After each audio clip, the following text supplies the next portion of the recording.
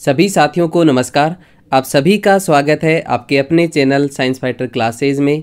आज की इस क्लास के माध्यम से हम राजस्थान कल्चर का एक बहुत ही शानदार टॉपिक संत और संप्रदाय को विस्तार से पढ़ने वाले हैं। तो चलिए शुरू करते हैं। दोस्तों, संत और संप्रदाय किसे कहते हैं तो आप यहाँ से नोट कर सकते हैं। जिन्होंने हमें मोक्ष प्राप्ति का रास्ता दिखाया वो संत कहलाए, और जिस रास्ते पर चलकर मोक्ष की प्राप्ति होती है उसे संप्रदाय कहा जाता है। क्या कहा जाता है? संप्रदाय। तो आप यहाँ से नोट कर सकते हैं, जिन्होंने हमें मोक्ष प्राप्ति का रास्ता दिखाया वो संत कहलाए, और जिस रास्ते पर चलकर मोक्ष की प्राप्ति होती है वह संप्रदाय कहलाया। राजस्थान में मुख्य रूप से भक्ति धारा के 3 रूप देखने को मिलते हैं, और वो 3 रूप कौन कौन से हैं आप यहाँ से नोट कर सकते हैं। राजस्थान में भक्ति धारा के 3 रूप कौन कौन से देखने को मिलते हैं। एक है सगुण भक्ति धारा, दूसरी है निर्गुण भक्ति धारा, और तीसरी आप यहाँ से नोट कर सकते हैं मिश्रित भक्ति धारा। तो 3 रूप कौन कौन से देखने को मिलते हैं? सगुण भक्ति धारा, निर्गुण भक्ति धारा और मिश्रित भक्ति धारा। सगुण भक्ति धारा की बात करें तो इसमें ईश्वर के साकार रूप की पूजा होती है, और जब कहीं पर भी ईश्वर के साकार रूप की पूजा होती है तो यहाँ पर मूर्ति पूजा होगी। कौन सी पूजा होगी? मूर्ति पूजा। यानी कि सगुण भक्ति धारा वाले संप्रदायों में इनके धार्मिक स्थानों पर ईश्वर की मूर्ति की पूजा की जाती है। सगुण भक्ति धारा वाले संत और संप्रदायों की बात करें तो उनको आप यहाँ से नोट कर सकते हैं। वल्लभ संप्रदाय, इसके अलावा गौड़ीय संप्रदाय, निम्बारक संप्रदाय, सेव संप्रदाय, नाथ संप्रदाय, इसके अलावा आप नोट कर सकते हैं लकुली संप्रदाय, मीराबाई, रत्नाबाई, इसके अलावा कर्माबाई, गोरीबाई, इसके अलावा भक्त कवि दुर्लभ, परिणामी संप्रदाय। ये कुछ संत और संप्रदाय हैं जिन्होंने सगुण भक्ति धारा का मार्ग अपनाया। निर्गुण भक्ति धारा की बात करें तो इसमें ध्यान को ज़्यादा महत्व दिया जाता है। इसमें ईश्वर के निराकार रूप की पूजा होती है, इसमें मूर्ति पूजा नहीं की जाती, और सबसे महत्वपूर्ण बात यह है कि इनके धार्मिक स्थानों पर गुरु की प्रतिमा या फिर गुरु की समाधि या फिर गुरु के किसी निशानी की पूजा की जाती है। और निर्गुण भक्ति धारा वाले संत और संप्रदायों की बात करें तो उनको आप यहाँ से नोट कर सकते हैं। राजस्थान में कौन कौन से संप्रदाय और कौन कौन से संत जो हैं वो निर्गुण भक्ति धारा के मार्ग को अपनाया, तो उनको आप यहाँ से नोट कर सकते हैं। संत धन्ना, इसके अलावा संत पीपा, संत जसनाथ जी, संत जाम्भो जी, संत दादू, संत लालदास जी, नवलदासी संप्रदाय, गुदड़ संप्रदाय, अलखिया संप्रदाय और राम स्नेही संप्रदाय। तो ये कुछ संत और कुछ संप्रदाय थे जिन्होंने निर्गुण भक्ति धारा के मार्ग को अपनाया।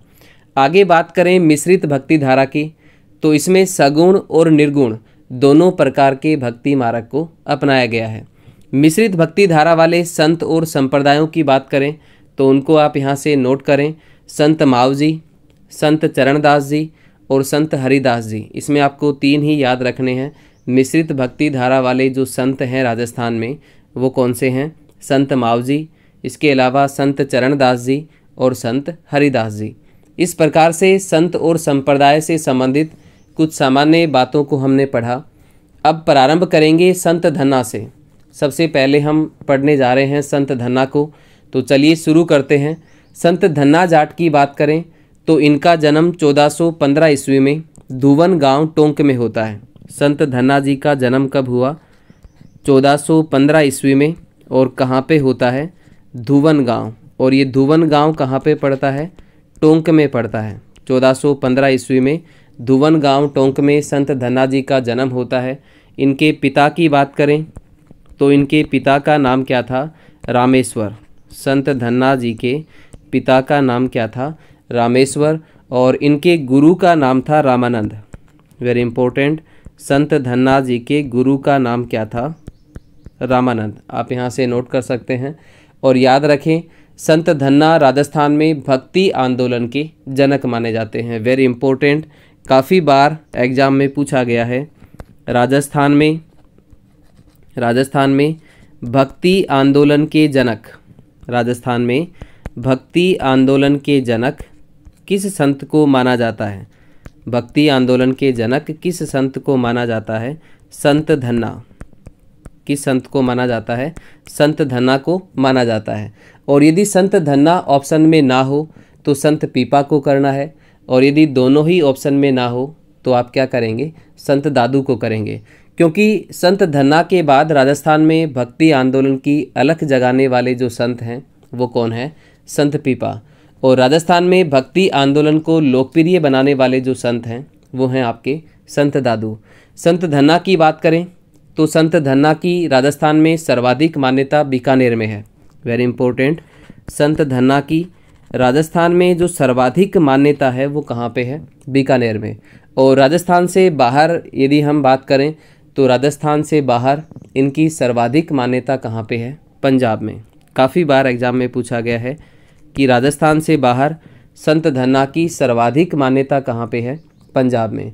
सिखों के 5वें गुरु हुए हैं अर्जुन देव। कौन हुए हैं? अर्जुन देव। और अर्जुन देव ने गुरु ग्रंथ साहिब की रचना की थी और उसके अंदर उन्होंने संत धन्ना के 3 छंदों को भी स्थान दिया है। कितने छंदों को स्थान दिया गया है? संत धन्ना के 3 छंदों को स्थान दिया गया है। और किस में दिया गया है? अर्जुन देव की रचना गुरु ग्रंथ साहिब के अंदर। संत धन्ना को तुम्बे वाला संत कहा जाता है। इनके उपनामों की हम बात करें तो तुम्बे वाला संत किसे कहा जाता है? संत धन्ना को। तुम्बे वाला संत किसे कहा जाता है? संत धन्ना को। और इसके अलावा इन्हें करसी रोग निवारक देवता भी कहा जाता है। आप यहाँ से नोट करते जाएं, करसी रोग निवारक देवता किस लोक संत को कहा जाता है? संत धन्ना को। संत धन्ना के मंदिर की बात करें तो इनका मंदिर कहाँ पे बना हुआ है? धुवन गांव। और ये धुवन गांव कहाँ पे है? टोंक में है। संत धन्ना का मंदिर कहाँ पे बना हुआ है? धुवन गांव टोंक में। और यहीं पर राजस्थान सरकार के द्वारा इनके पैनोरमा का निर्माण भी करवाया गया है। इसके अलावा नोट करें, संत धन्ना के उपदेश धन्ना जी की आरती कहलाते हैं। वेरी इंपॉर्टेंट, संत धन्ना के उपदेश क्या कहलाते हैं? संत धन्ना जी की आरती। संत धन्ना के उपदेश क्या कहलाते हैं? संत धन्ना जी की आरती कहलाते हैं। और बैसाख माह की कृष्ण पक्ष की अष्टमी को इनका जन्म होता है और बैसाख मास की कृष्ण पक्ष की अष्टमी को ही इनका मेला भरता है। तो संत धन्ना जी का मेला कब भरता है? बैसाख माह की कृष्ण पक्ष की अष्टमी को इनका मेला भरता है और इसी दिन इनका जन्म हुआ था। आगे हम देखेंगे कि किस प्रकार से संत धन्ना ने भक्ति मार्ग को अपनाया, कैसे ये रामानंद के शिष्य बने और किस प्रकार से इन्होंने निर्गुण ईश्वर की आराधना पर बल दिया। कहते हैं कि संत धन्ना जब बाल्य अवस्था में थे तो उनके घर पर एक साधु आया जाया करते थे और कुछ दिनों तक वहीं पर रुकते थे।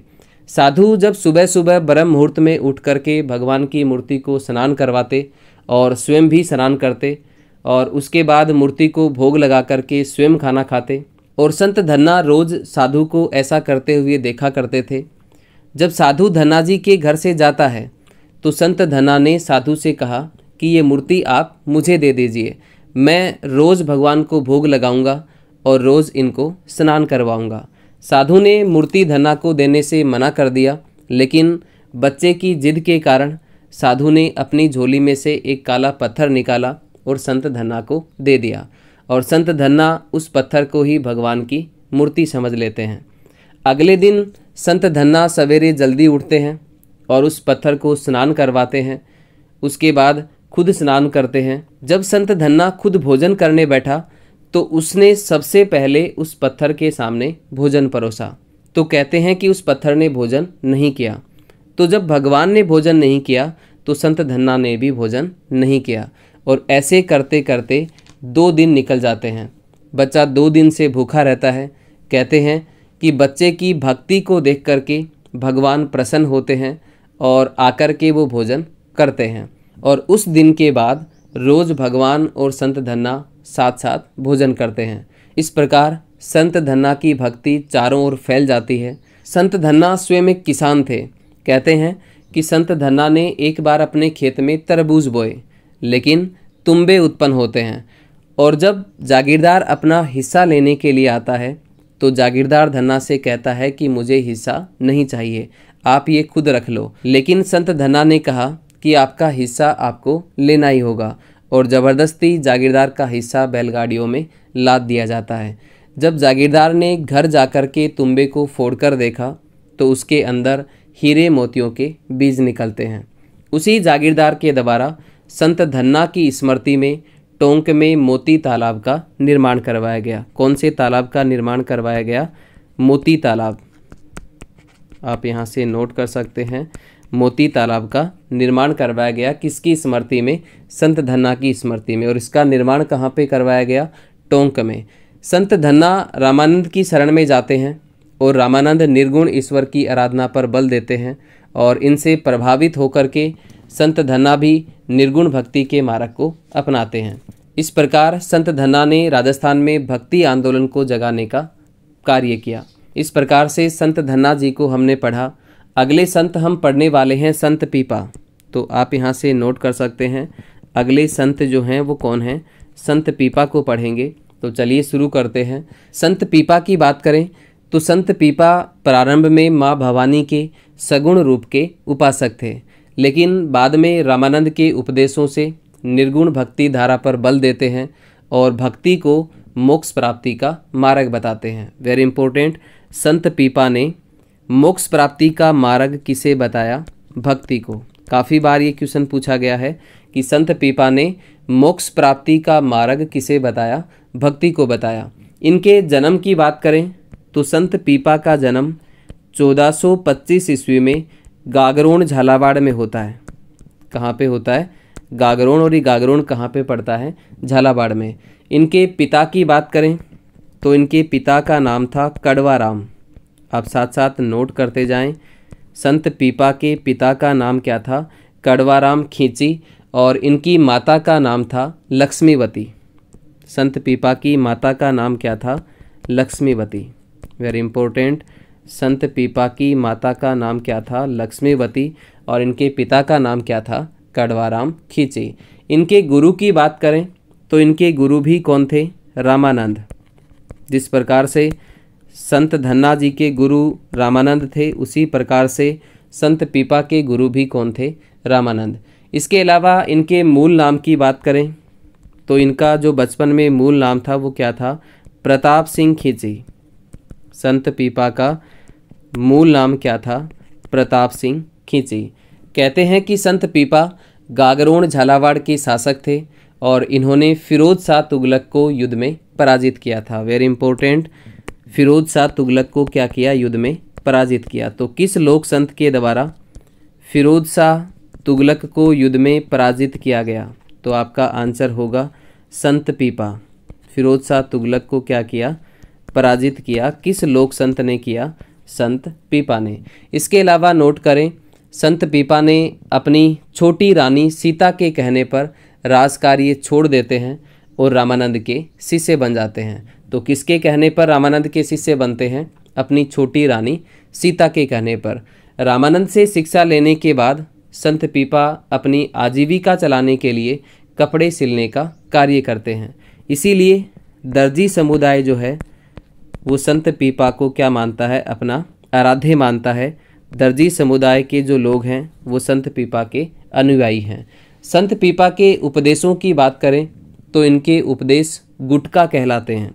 संत पीपा के उपदेश क्या कहलाते हैं? गुटका कहलाते हैं। जबकि इनका ग्रंथ जोग चिंतामणि है। काफ़ी बार एग्जाम में पूछा गया है। संत पीपा का जो ग्रंथ है उसका नाम क्या है? जोग चिंतामणि। आप यहाँ से नोट कर सकते हैं, संत पीपा के ग्रंथ का नाम क्या है? जोग चिंतामणि। संत पीपा का चबूतरा काशी वाराणसी में बना हुआ है। इसको आप यहाँ से नोट कर सकते हैं। संत पीपा का चबूतरा कहाँ पे बना हुआ है? काशी, वाराणसी या फिर बनारस में। और इनकी छतरी जो है वो कहाँ पे बनी हुई है? गागरोन झालावाड़ में, जहाँ पर संत पीपा की चरण पादुकाओं की पूजा की जाती है। तो संत पीपा की छतरी कहाँ पे बनी हुई है? गागरोन झालावाड़ में। और इसी छतरी पर संत पीपा की चरण पादुकाओं की पूजा की जाती है। संत पीपा के मंदिर की बात करें तो इनका मंदिर समदड़ी बाड़मेर में स्थित है। संत पीपा का जो मंदिर है वो कहाँ पे स्थित है? समदड़ी। और समदड़ी कहाँ पे स्थित है? बाड़मेर में, जहाँ पर चैत्र पूर्णिमा को संत पीपा का मेला भरता है। तो संत पीपा का जो मेला है वो कब भरता है? चैत्र पूर्णिमा को भरता है। इसके अलावा नोट करें, संत पीपा की जो गुफा है वो कहाँ पे स्थित है? टोडा रायसिंग। और ये टोडा रायसिंग कहाँ पे है? टोंक में स्थित है। और कहा जाता है कि टोडा रायसिंग के शासक सूरसेन संत पीपा के शिष्य बनते हैं। इस प्रकार से संत पीपा को हमने पढ़ा। अब आगे इनसे संबंधित कुछ इम्पोर्टेंट क्वेश्चंस को हम डिस्कस करेंगे जो विगत परीक्षाओं में पूछे गए हैं।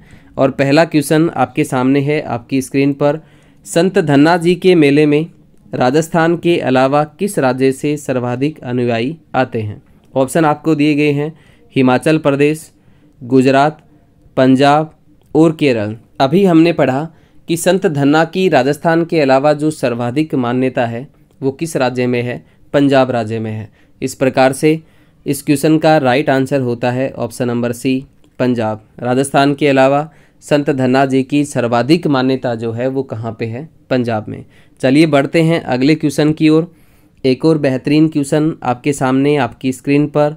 संत धन्ना जी का जन्म धुवन गांव में 1415 ईस्वी में जाट परिवार में हुआ। ये धुवन गांव किस जिले में स्थित है? तो अभी हमने पढ़ा कि संत धन्ना जी का जो जन्म है वो कब होता है? 1415 ईस्वी में। और कहाँ पे होता है? धुवन गांव। और ये धुवन गांव कहाँ पे है ये आपको पूछा गया है। ऑप्शन आपको दिए गए हैं नागौर, टोंक, सीकर और डूंगरपुर। तो धुवन गांव कहाँ पे स्थित है? टोंक में स्थित है। इस प्रकार से इस क्वेश्चन का राइट आंसर होता है ऑप्शन नंबर बी, टोंक। चलिए बढ़ते हैं अगले क्वेश्चन की ओर। अगला क्वेश्चन आपके सामने आपकी स्क्रीन पर। एक और शानदार क्वेश्चन आपके सामने। धन्ना जी के बारे में असत्य कथन बताइए। ऑप्शन आपको दिए गए हैं, ये रामानंद के शिष्य थे। तो ये बात यहाँ पे बिल्कुल सत्य है। संत धन्ना जी और संत पीपा जी दोनों ही किसके शिष्य थे? रामानंद के शिष्य थे। और इन्होंने किस भक्ति मार्ग को अपनाया? निर्गुण भक्ति धारा को अपनाया। इसके अलावा दूसरा ऑप्शन आपको दिया है निर्गुण भक्ति के उपासक थे। तो ये बात भी यहाँ पे बिल्कुल सत्य है। तीसरा आपको दिया है नाम स्मरण को ही ईश्वर प्राप्ति का प्रमुख साधन माना। ये बात भी यहाँ पे बिल्कुल है। जबकि संत पीपा ने भक्ति को मोक्ष प्राप्ति का साधन बताया। संत पीपा ने मोक्ष प्राप्ति का साधन किसे बताया? भक्ति को। इस प्रकार से तीनों ही बातें यहाँ पे बिल्कुल सत्य हैं। इसलिए इस क्वेश्चन का राइट आंसर होता है ऑप्शन नंबर डी, उपरोक्त सभी बातें यहाँ पे क्या हैं? सत्य हैं। चलिए बढ़ते हैं अगले क्वेश्चन की ओर। अगला क्वेश्चन आपके सामने आपकी स्क्रीन पर। अचलदास खिचिरी वसनिका के संत पीपा ने निम्न में से किस शासक को युद्ध में पराजित किया था? तो अभी हमने डिस्कस किया कि संत पीपा गागरोन झालावाड़ के शासक थे और उन्होंने फिरोज शाह तुगलक के साथ युद्ध किया और फिरोज शाह तुगलक को युद्ध में पराजित किया। ऑप्शन आपको दिए गए हैं महमूद गजनवी, तैमूर लंग, शेरशाह सूरी और फिरोज शाह तुगलक। तो इस क्वेश्चन का राइट आंसर होता है option number D, Firoz Shah Tughlaq. चलिए बढ़ते हैं अगले क्वेश्चन की ओर। अगला क्वेश्चन आपके सामने आपकी स्क्रीन पर। समदड़ी बाड़मेर में पीपा जी का मेला कब भरता है? ऑप्शन आपको दिए गए हैं कार्तिक पूर्णिमा, चैत्र पूर्णिमा, भाद्रपद पूर्णिमा और श्रावण पूर्णिमा। तो अभी हमने पढ़ा कि संत पीपा का जो मेला है वो कब भरता है? चैत्र पूर्णिमा को भरता है। और कहाँ पे भरता है? समदड़ी बाड़मेर में। इस प्रकार से इस क्वेश्चन का राइट आंसर होता है ऑप्शन नंबर बी, चैत्र पूर्णिमा। चलिए बढ़ते हैं अगले क्वेश्चन की ओर। अगला क्वेश्चन आपके सामने आपकी स्क्रीन पर। एक और शानदार क्वेश्चन आपके सामने। किस विद्वान ने संत पीपा की जीवनी लिखी? ऑप्शन आपको दिए गए हैं Garcin de Tassy, colonel James Tod, LP Tessitori, Munshi Devi Prasad. तो इस क्वेश्चन का राइट आंसर होगा संत पीपा की जो जीवनी है वो किसके द्वारा लिखी गई? गारसा द तासी। ऑप्शन ए यहाँ पे बिल्कुल सत्य होगा। चलिए बढ़ते हैं अगले क्वेश्चन की ओर। अगला क्वेश्चन आपके सामने आपकी स्क्रीन पर। संत पीपा का बचपन का नाम क्या था? ऑप्शन आपको दिए गए हैं उदय सिंह, प्रताप सिंह खींची, देवगर और अमर सिंह। संत पीपा का जन्म कब होता है? 1425 ईस्वी में गागरोन झालावाड़ में। इनके पिता का नाम क्या था? कड़वाराम खींची। और इनकी माता का नाम क्या था? लक्ष्मीवती। और इनके बचपन के नाम की हम बात करें या इनके मूल नाम की बात करें तो इनका मूल नाम क्या था? प्रताप सिंह खींची। इस प्रकार से इस क्वेश्चन का राइट आंसर होता है option number B, Pratap Singh Khinchi. चलिए बढ़ते हैं अगले क्वेश्चन की ओर। अगला क्वेश्चन आपके सामने आपकी स्क्रीन पर। संत पीपा के अनुसार मोक्ष का साधन क्या है? ऑप्शन आपको दिए गए हैं भक्ति, पुण्य, ध्यान और योग। तो याद रखें, संत पीपा ने मोक्ष प्राप्ति का जो साधन है वो किसे बताया है? भक्ति को बताया है। इस प्रकार से इस क्वेश्चन का राइट आंसर होगा ऑप्शन नंबर ए, भक्ति। चलिए बढ़ते हैं अगले क्वेश्चन की ओर। अगला क्वेश्चन आपके सामने आपकी स्क्रीन पर। संत पीपा जी किस रियासत के शासक थे? ऑप्शन आपको दिए गए हैं हरनावा नागौर, धुवन गांव टोंक, गागरोन झालावाड़, समदड़ी बाड़मेर। तो संत पीपा जो हैं वो किस रियासत के शासक हुआ करते थे? गागरोन झालावाड़ के। इस प्रकार से इस क्वेश्चन का राइट आंसर होता है ऑप्शन नंबर सी। तो आज के लिए दोस्तों इतना ही। कल मिलते हैं कुछ और नए क्वेश्चंस के साथ। तब तक के लिए आप सभी साथियों का बहुत बहुत धन्यवाद। जय हिंद, जय भारत।